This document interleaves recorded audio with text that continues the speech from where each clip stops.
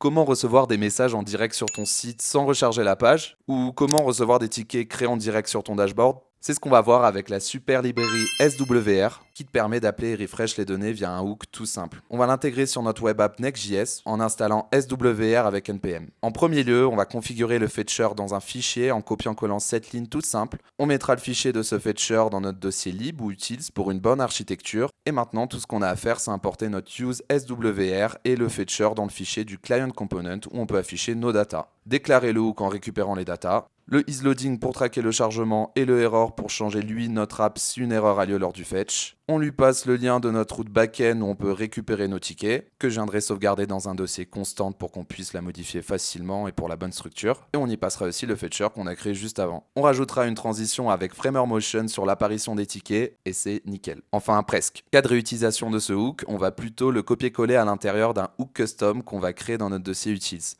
Ici, on pourra alors modifier facilement nos fonctions pour appeler de la donnée. Tu peux également modifier les données sans que ça rentre en conflit lorsque ça refresh, avec le hook useSWRMutation qu'on viendra déclarer en récupérant la fonction trigger. Et on lui passera la même key qu'on récupérera dans notre hook d'avant. C'est cette clé qui te permettra de cache les différentes fonctions pour fetch et d'éviter qu'elles rentrent en conflit. Dans notre cas, les données se rafraîchissent très fréquemment. On passera donc le paramètre revalidate en false pour éviter que chaque mutation vienne aussi rafraîchir la donnée. Et maintenant, on passera notre fonction trigger sur l'event onClick d'un bouton d'enregistrement pour modifier nos données. Maintenant, tu as une page avec des données qui se rafraîchissent automatiquement sur Next.js. Si tu as envie d'apprendre plus de techniques dans ce genre et d'aller plus loin que l'IA, tu peux dès maintenant te préinscrire sur Code Self. La première version sort dans un mois.